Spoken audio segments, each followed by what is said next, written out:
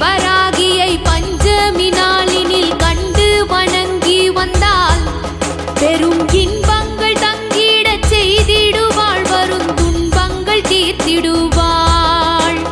சிங்கத்தின் மீதினில் வந்தருள் செய்திடும் சிந்துர வண்ணத்தினாள், அன்னை செங்கையில் சங்குடன் சக்கரம் கொண்டவள் விஷ்ணுவின் அம்சத்தினாள்.